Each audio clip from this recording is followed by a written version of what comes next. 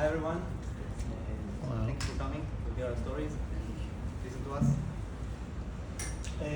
As she said, I'm Eyal Barad. I have a family in Nir Oz, my wife, and 3 kids, young ones, 1.5-year-old boy, and 2 girls, 4 and 6. The 6-year-old girl is autistic. She's on the autistic. And I want to tell you my story from the camera I installed on my porch. The story behind this camera, as you can see in the bottom, measures speed of what's inside the red rectangle. I installed this camera for a different reason. It was not supposed to be a security camera. It was not supposed to take pictures of the things, the people that we see here. The story was just to measure the speed of the cars driving on this road about 10 meters from my house door. And on that horrible day, we took pictures of all other things, and also I used it as a means to see what's going on outside. I used the camera in my phone and I saw live what's going on outside, the things that the people that you will see. So, we start at the beginning from my point of view. 6:30 in the morning, many explosions, alarms, and something that's a bit unusual in the amount. But for us, it was not that unusual.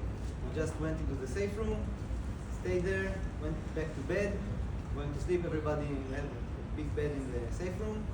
We just went back to sleep. Around 6:30, it started happening, the explosions and the alarms. Around 7-ish, I started hearing gunshots, which is a bit unusual, not a bit, very unusual. And I was not certain that this is what I'm hearing. So I get out of bed, I lock the door, I install the locking mechanism on the door. I don't think many houses in the kibbutz had that. And started asking people outside what's going on. And I get a message from a dear friend of mine, Nili, that is, she's kidnapped, she's not here, they took her. And she's telling me there are terrorists inside the kibbutz, and we need to be quiet and stay in the safe room. More than that, she says the terrorists are in the clinic. The clinic is about 50 meters from my house. So what I hear is there are terrorists at your door. At that point, I look at the camera. I just looked at the images that the camera took, and these are the first images I see. This one you see here, took the hour you can see here. So the first one is 4 in the morning, almost 5. Normal day in the kibbutz. Dog is running, and then another one at around 6. Somebody is driving on their bike, going to work, doing something usual. Same person is going back. Finish what they did at around 6 and 5 minutes. And again. And this picture is from 7:30 in the morning. This guy, I call him Churchill. It's his nickname, not his real name. His real name is Eliyahu. And he's outside wandering around at 7:30 in the morning after everything already started, and we already know there are terrorists in the kibbutz. He's presumed missing at the moment, kidnapped, but we're certain that he's not with us. He was kidnapped. But we don't have the body, so it's not certain. He's presumed missing, but he was probably killed by looking at other cameras and images from the kibbutz that day. The next image is from 9:30 in the morning. I see this car is coming. When I see this car, I already contact the camera and I see this live on my phone with 3 kids with me and my wife. The kids are awake at this point and they want to go out. They're asking me, please, can we go out of the safe room? We just woke up, it's Saturday morning, let's go have fun like we do every other day, every Saturday. And I turn to them and I tell them, I'm sorry, we cannot go out. There are bad people outside, and if we go out, they will kill us. Okay? I see this car coming, and about between 5 and 7 terrorists are just jumping out of the car. And not easy.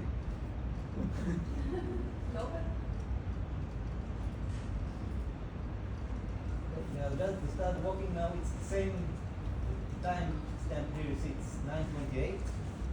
They all have. We start wandering around the neighborhood, guns and everything. You can see everything. And I see this light when I'm inside the safe room, and I know there's nothing I can do. I don't have a gun. I don't have anything with me. The only thing I can do is just stay by the door and listen to what's going on outside. How did you feel when you went inside and you saw them walking around? How was your Decline.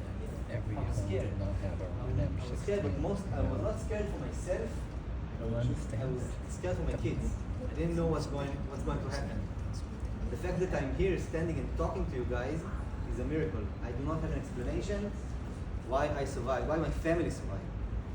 My close family, because the large family did not. My wife's father was murdered. But 5 of us, we survived. When people ask me how are you doing, usually I answer 5 out of 5. That's my answer. Why? Because that's the only thing I can say basically about this. From this point, I think there's no military in the kibbutz. The kitat konenut, the security, the ERT team, the kibbutz is either pinned down to their houses, cannot do anything, really want to, but they cannot because they are overwhelmed, or whoever was outside was able to go outside and fight. How many security personnel did you have in this? Very few. I think 9, but I'm not sure the exact number. I think Ran will talk later. He will be able to give you a better answer about that. I was not part of that team, so I don't know exactly who was in the kibbutz, who was not, and how many team members are in that group. So let's just keep on looking at the images. You can just see from this point, But listen, endless amount of terrorists are wandering outside. You can see this guy doesn't even have a gun. And also you can see that where exactly is he going? He's going into my house. And I see that on the camera. I see someone walking in my house and he's talking to someone. See? So there's already somebody is already there. And again, I'm looking at it from with my phone. I can see what's going on outside. So, as I said, the kids were already awake and they want to go out. And my older daughter is autistic, and she thought this was a game. She did not understand the How old is she, 6. She did not understand the situation we are in, not the severity of the situation. For her, it was a game. And when I asked her to be quiet, most of the time she was not. She was shouting, she was thrashing around, she was making a lot of noise. So did you feel that somebody could listen to her? I did. So when I saw that, I went to her and asked her to be quiet or we'll be killed. And she thought it was a game. So I had to make her quiet. I had to hold her with a hand on the mouth so she'd be quiet until I saw that guy leaving. Very difficult situation. I don't think I can explain it in words. Anybody will be able to understand the feelings in there at the moment and the feelings now also, months after that. It's an experience that I cannot really transmit or translate it to anyone. I can tell you from how I processed the the experience is, it took me about, I don't know, a week and a half to even be able to talk about this. And only after I had a conversation with her about it, with my daughter, I was able to not cry when I thought about it. Okay? That's my story, the thing that's happening to me. I'm not even talking about my kids or my family. This is me, how I process this. And now we are starting to get a lot of messages from everybody else in the kibbutz, in the app, the kibbutz app, about houses are getting burned, people are getting shot.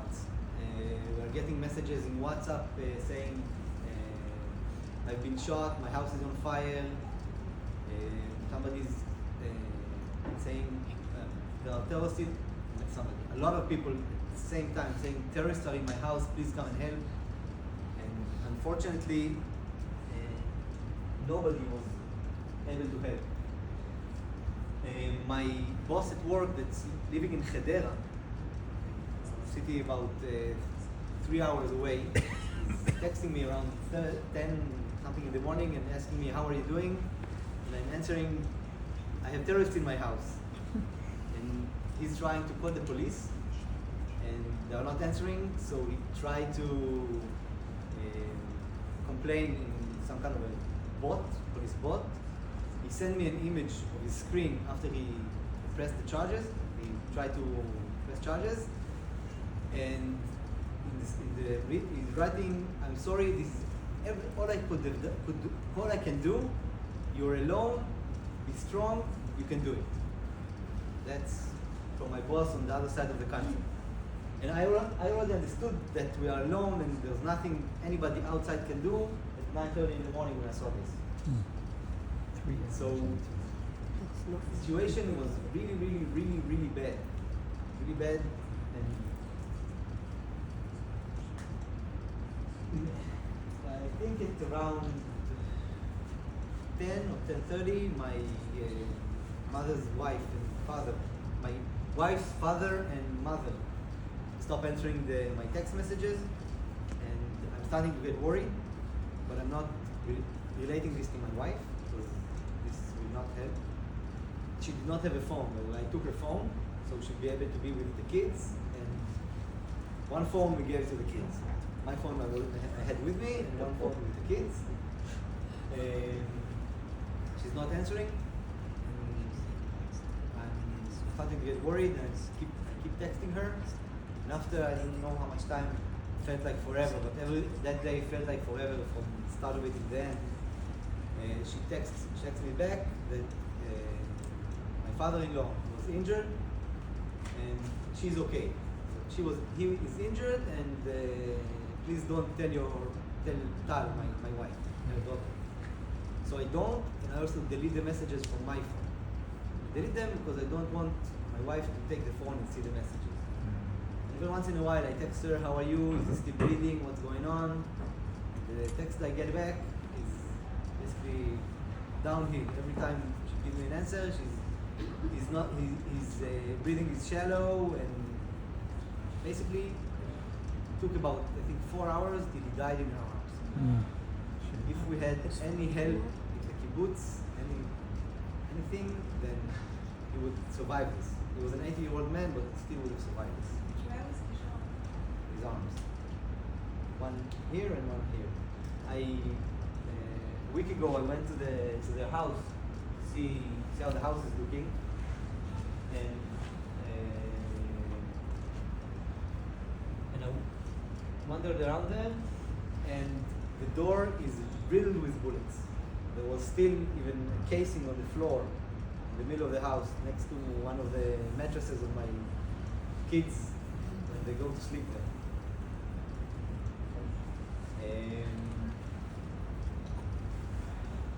Just think how you're going